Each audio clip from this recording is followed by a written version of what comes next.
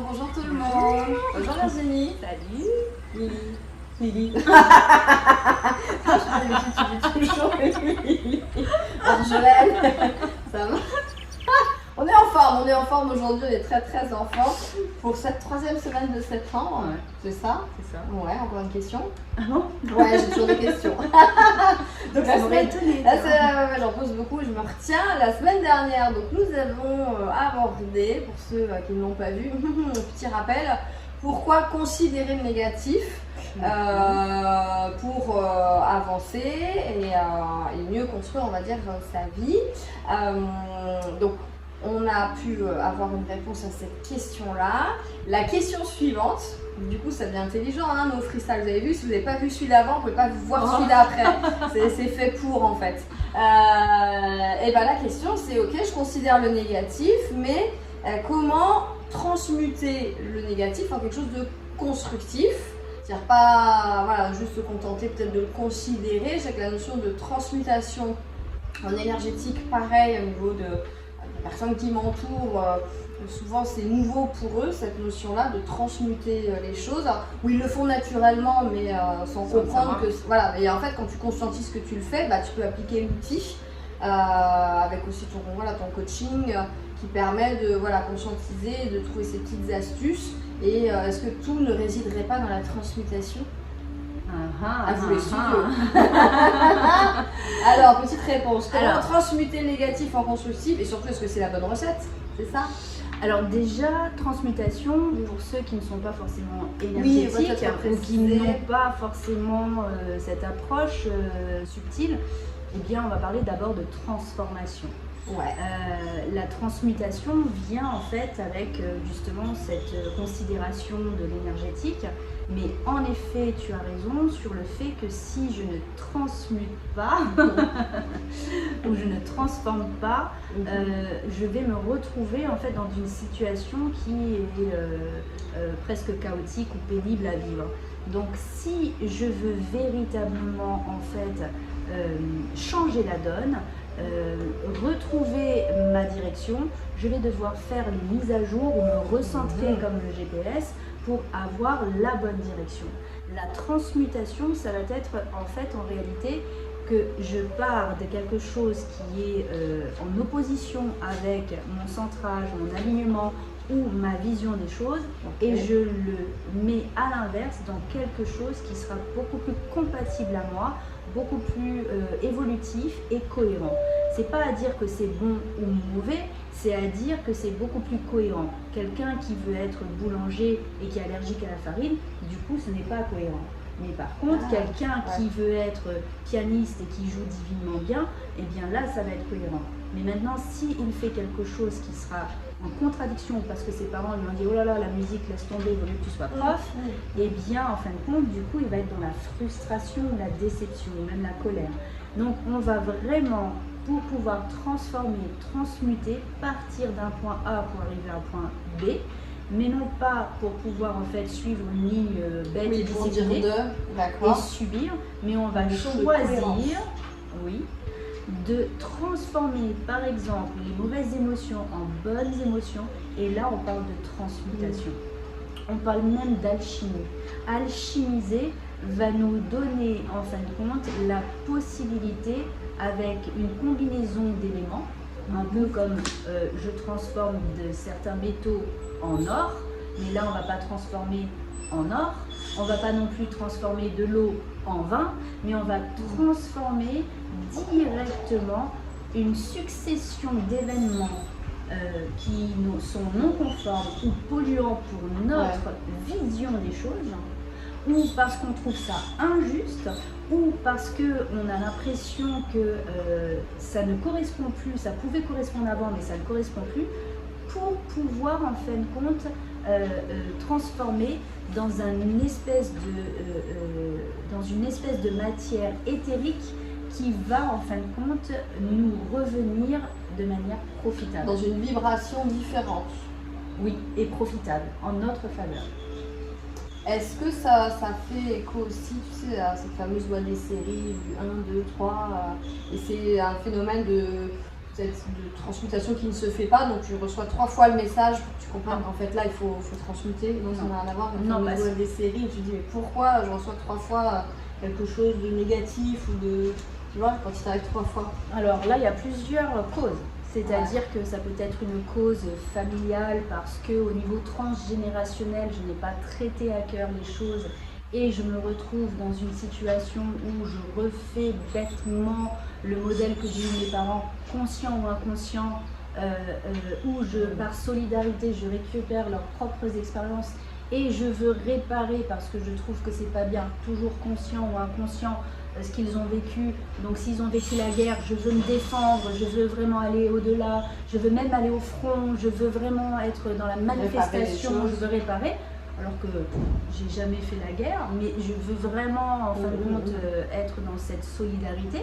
Donc ça peut être une cause telle, familiale, mais ce peut être aussi une cause à se dire que dans sa propre expérience depuis son enfance, ben, j'ai reçu des coups à droite à gauche assez pénibles et j'ai juste envie en fin de compte de manière intelligente sortir de là, mais il n'y a pas de lieu de transmutation. Là on parle vraiment des causes avec des leçons qui en fin de compte se remettent sur le tapis à chaque fois, soit sur des relations intimes, soit parce que ben, on retrouve dans un job des choses qui vont en fin de compte être les mêmes collègues, les mêmes types de collègues, les mêmes types d'activités, les mêmes schémas. Donc là il y a aussi beaucoup tout ce qui est karmique, les anciennes vies. C'est plus karmique que voilà. Alors c'est soit familial, soit karmique, soit de ton expérience personnelle, mais il n'y a pas lieu de transmutation. Par contre, récupérer cette situation, cette série ou cette chaîne de mauvaises leçons, on va pouvoir la transformer de manière électromagnétique dans l'autre sens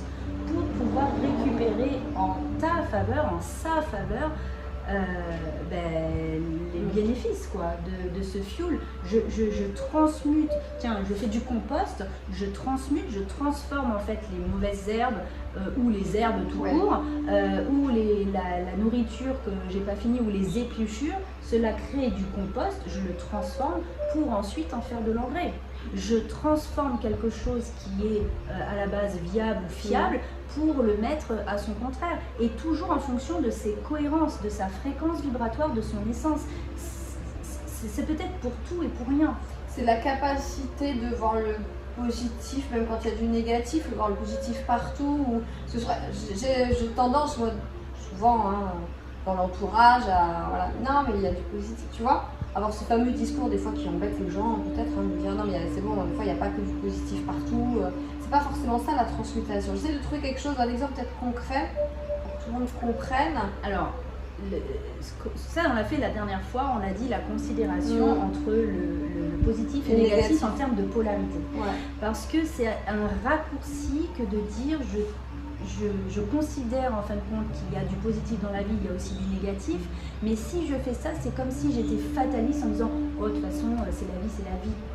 Mais si je dis bon bah de toute façon il faut toujours du négatif, Virginie a dit il faut du fumier pour les plantes, mais ok, c'est un vrai raccourci alors que c'est aussi radical que ça. Je sais pas l'exprimer, c'est quand il t'arrive quelque chose de négatif, quelque chose de catastrophique, quelque chose de douloureux, ou même une maladie, etc., de se dire, mais même dans ça, je vais trouver du positif dans ça. Dans un événement, je dis n'importe quoi, un accident, bah, parfois cet accident t'a fait prendre du retard, mais au final, ça t'a amené du positif parce que tu es arrivé plus à l'heure pour autre chose, tu vois.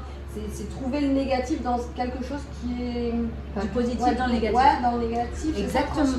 Non, c'est exactement comme tu dis, un mal pour un bien.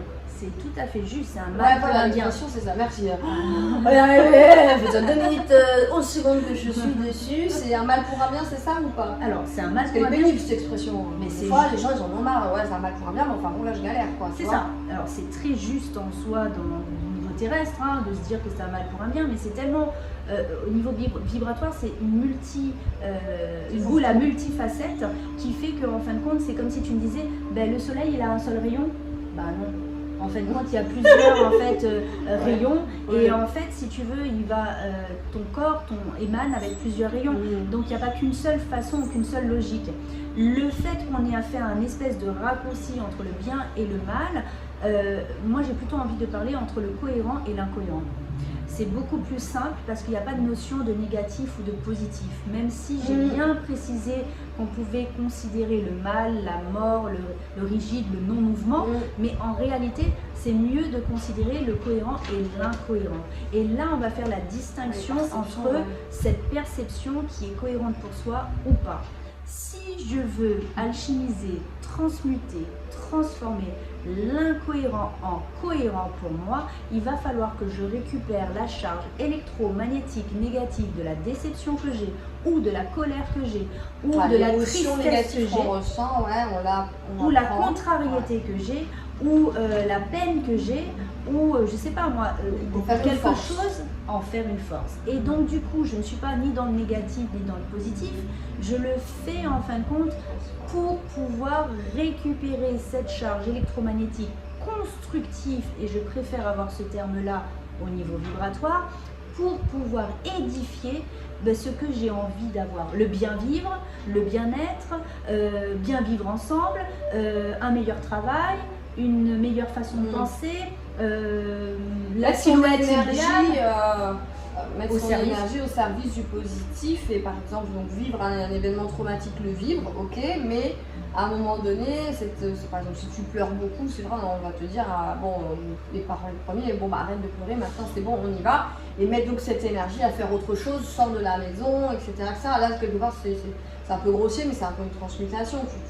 Tu vis le négatif, tu le considères, puis une fois que c'est fait, bon, comme tu me dis 5 minutes là, dans Miracle Morning, bon bah tu passes à du positif, c'est-à-dire que cette énergie, tu la prends et tu la mets dans quelque chose de positif. Alors, tu vas... Non. Pas encore. Pas encore. Je suis désolée. Non, mais c'est bien parce que c'est très précis l'énergétique, et j'essaye de faire le lien avec des exemples concrets. J'ai parlé de fuel, j'ai parlé de compost. Je vais récupérer en fin de compte quelque chose qui est incohérent, pour pouvoir en fait compte le mettre cohérent pour moi. C'est peut-être quelque chose qui peut être aussi négatif, c'est-à-dire qu'à un moment donné j'ai besoin de fuel, le fuel c'est pas bon, ça pollue, et pour autant j'en ai besoin pour la voiture. L'engrais c'est du fumier, et pour autant j'en ai besoin pour faire pousser la plante. Donc à ce moment-là j'ai besoin de ça. Mais j'ai envie de dire que être dans le négatif, ce n'est pas pour se ramasser. Être dans le négatif, c'est pouvoir considérer dans son subconscient, et je vais aller plus loin, quelque chose qui est possible de vivre de manière négative, parce que le subconscient ne fait pas la différence avec ce que tu vis et ce que tu visualises, pour ainsi éviter le pire et vivre le meilleur. Je ne sais pas si c'est plus clair. Je prends un exemple. Le problème, c'est la définition de négatif. Mais oui, il ne faut pas arrêter de dire le négatif, parce qu'on est toujours dans cette considération de nuisible. Oui. Donc si je considère le cohérent et l'incohérent, je ne suis pas dans le nuisible. Ce n'est pas cohérent pour moi de mettre une robe aujourd'hui, je ne la mets pas, pourtant c'est ni négatif ni positif. Ce n'est pas cohérent que j'aille faire du sport en bikini, en tout cas si je fais de la course à pied, eh bien je vais donc effectivement mettre un jogging ou un short. Ce n'est pas cohérent pour moi d'aller, je sais pas, toute nue au travail, eh bien je vais m'habiller. Donc vraiment, je vais jusqu'au bout. Si je suis un sportif de haut niveau, je sais que je répète tout le temps ça, mais c'est important de concevoir comment ils arrivent à gagner et à arriver à l'excellence. Oui. Je suis pratique ça. C'est ça, le mental. Coacher mentalement. Exactement. C'est ça. Je suis un sportif et émotionnel. Je suis un sportif de haut niveau. Depuis droit grand. J'ai des incohérences dans mon jeu. Je veux des cohérences. Je vais transmuter ces incohérences pour pouvoir avoir des cohérences dans mon jeu. Si j'ai des incohérences dans mon jeu, ça ne fait pas de moi quelqu'un de nul, ou quelqu'un de moins bien, ou quelqu'un de minable. Tu vois l'histoire du négatif et positif? Je suis donc en train de transmuter ces incohérences en cohérences pour gagner mon jeu. Si je suis un sportif de haut niveau, je vais visualiser mon parcours, que ce soit en cyclisme, en natation, ou je ne sais pas, en voiture Formule 1, et je vais éliminer mes incohérences pour traduire mes cohérences et arriver à mon but de gagner. Donc, je vais transmuter, transformer, alchimiser ces incohérences en cohérence. Je vais considérer que je peux me planter, me viander directement au niveau de mon parcours et tomber à vélo et même emporter tous les autres cyclistes avec moi. Je peux considérer me planter, qu'en fin de compte, je vais balancer ma raquette et puis qu'elle va tomber sur le public et tuer quelqu'un. Je peux considérer qu'en Formule 1, je vais m'éclater sur le bas-côté et mourir sur place, mais je ne veux pas vivre cette expérience. Ça me rappelle ça. Ok. Donc si je ne veux pas vivre cette expérience, je ne veux ni la vibrer à l'intérieur et donc je veux enlever les empreintes négatives parce que si je ne l'exprime pas, ça va rester de manière latente, en empreinte, en trace et donc je vais vibrer, que je le veuille ou non, eh bien avec cette vibration. Non. Donc c'est pour ça que je transmute les incohérences en cohérence. Comment faire pour transmuter? Je choisis, et tu l'as si bien dit en préambule, même si je ne sais pas comment. Je vais dire le pour et son contraire. Je prends le sportif, je choisis d'être à la première place en Formule 1, même si j'ai peur de me casser le nez sur le bas-côté. Je n'ai pas vu cette expérience. Exact. Je choisis d'arriver sur le podium numéro 1, même si j'ai l'impression que je vais patiner sur du verglas avec mon vélo et emporter toute la foule et que je ne veux pas vivre cette expérience. Je choisis, moi, nom et prénom, de me retrouver à ma place, même si j'ai l'impression que je n'y suis pas, etc. etc. Bon, ça je crois que j'ai compris. Ça méritait bien une interview sur cette fameuse question qui me semblait. Je me suis dit, c'est bon, je suis bonne élève, ça fait des mois que tu m'expliques et tout, j'ai bien maîtrisé. Bon, non, en fait, non. Tu m'as encore apporté de la subtilité. Tu sais, je te pousse dans les images aussi pour que sur un petit quart d'heure, tout le monde commence à percevoir un peu. C'est vrai que c'est pas évident, mais on va dire que. C'est comme en fin de compte une nouvelle langue, alors ça va venir au fur et à mesure. À force de répéter. Ok, voilà, bon du coup c'est l'heure de se remercier Virginie. De rien. Et on se retrouve la semaine prochaine pour la dernière question du mois. Okay. Tu es prête? Oui. Ouais, tu es prête. Allez, à bientôt, bye bye.